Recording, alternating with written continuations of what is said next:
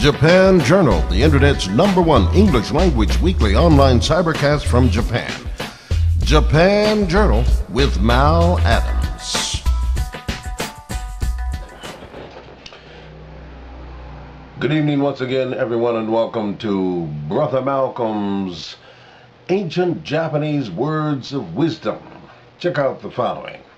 Naite kurasu mo isho, waratte kurasu mo isho.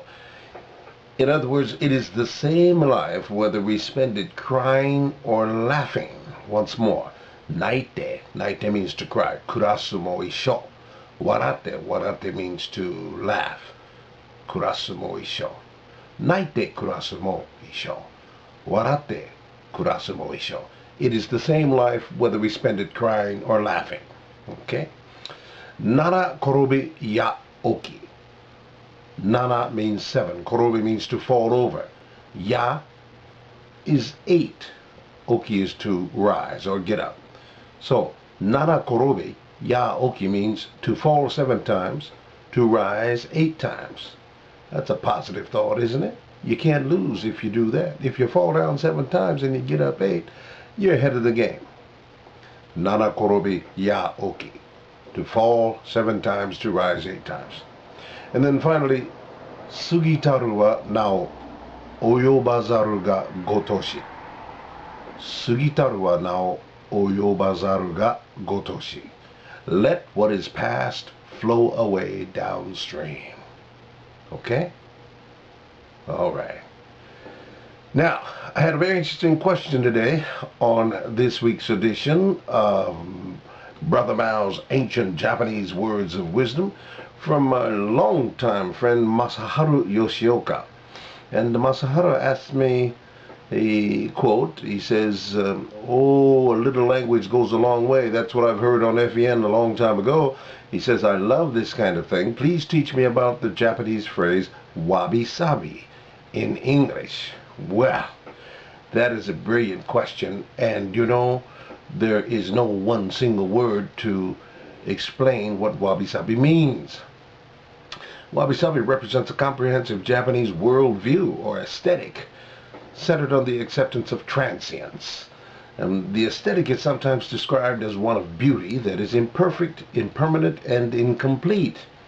And that in itself is a concept derived from the Buddhist teaching of the 3 marks of existence, specifically impermanence, or 3 marks of existence, the samboin, impermanence, which is mujo, the other 2 being suffering, dukkha, and emptiness or absence of self nature, sunyata.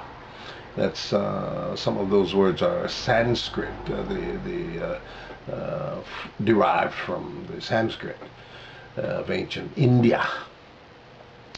So, the characteristics of the wabi-sabi aesthetic include asymmetry, asperity, roughness or irregularity, simplicity, economy, austerity, modesty, intimacy, and appreciation of the ingenious integrity of natural objects and processes.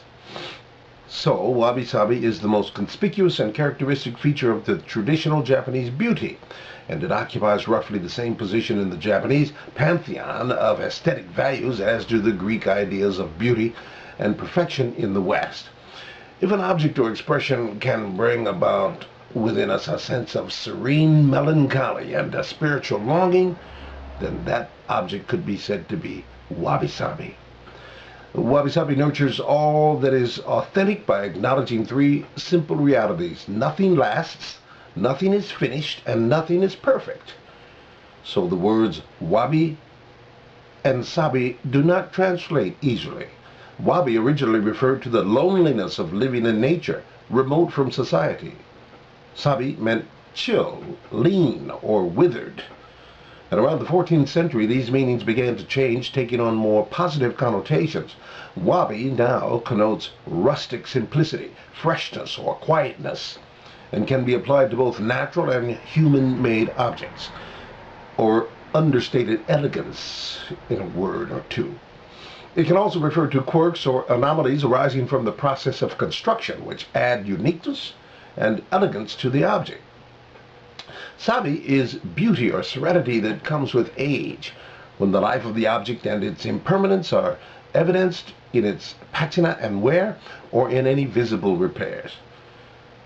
After centuries of incorporating artistic and Buddhistic, if I may use that word, artistic and Buddhist influences from China, wabi-sabi eventually evolved into a distinctly Japanese ideal.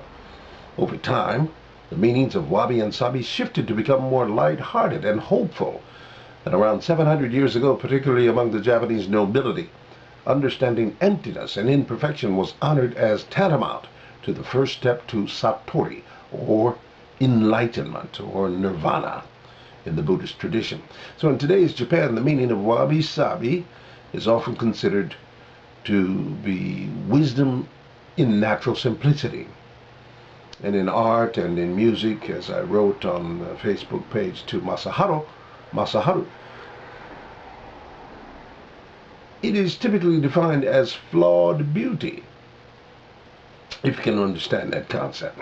And so, from an engineering or design point of view, wabi may be interpreted as the imperfect quality of an object due to inevitable limitations in design and construction manufacture, especially with respect to unpredictable or changing usage conditions.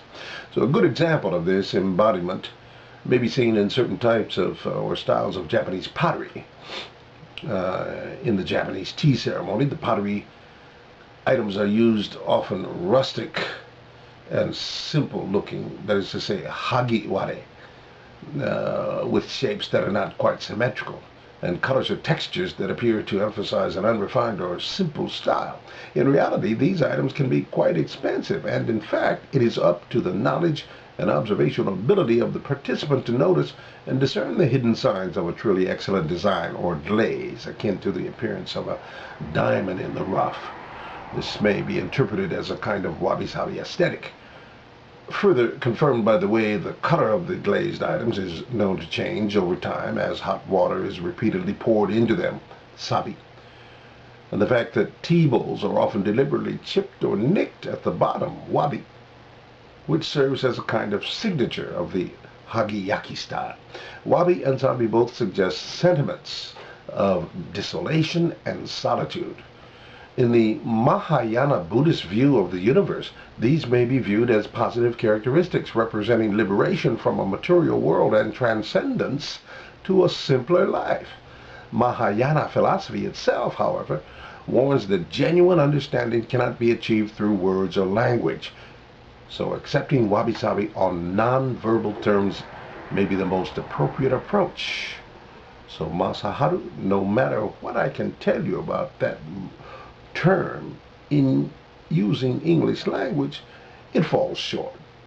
We must accept wabi-sabi on non-verbal terms, and that may be the most appropriate approach, and that is why it is so difficult to translate or interpret. Simon Brown notes that wabi-sabi describes a means whereby students can learn to live life through the senses and better engage in life as it happens rather than be caught up in unnecessary thoughts. In this sense, wabi-sabi is the material representation of Zen Buddhism. The idea is that being surrounded by natural, changing, unique objects helps us connect to our real world and escape potentially stressful distractions. In one sense, wabi-sabi is a training whereby the student of wabi-sabi learns to find the most simple objects interesting, fascinating, and beautiful. Fading autumn leaves would be an example. Wabi-sabi can change our perception of the world to the extent that a chip or a crack in a vase makes it more interesting and gives the object greater meditative value. Similarly, materials that age, such as bare wood, paper, and fabric, become more interesting as they exhibit changes that can be observed over time. So the wabi and sabi concepts are religious in origin, but actual usage of the words in Japanese is often quite casual. The syncretic nature of Japanese belief systems should be noted. So I want to thank Masaharu for asking that very important question, and this is our attempt at providing some understanding as to what that means. All right? All right. And that's going to do it for this edition of Brother Malcolm's Ancient Words of Japanese Wisdom right here on Facebook and YouTube. So stick and stay, don't you dare go away, because we're coming at you with more on another day of this exciting and educational segment of communicating and reaching out to you on this social media from beautiful downtown Kakiga City here in Shizuoka Prefecture in the middle of the Japanese archipelago. I'm your host and your pal Mal, uptight behind this mic, moving and grooving, jiving and diving, stumbling and fumbling my way through this video showgram, internet, Facebook, YouTube program. Peace and a pound of hair grease. See ya. Wouldn't want to be ya unless you're right here, tuned in to Brother Malcolm's Ancient Words of Wisdom segment. Thank you, and make it a great day.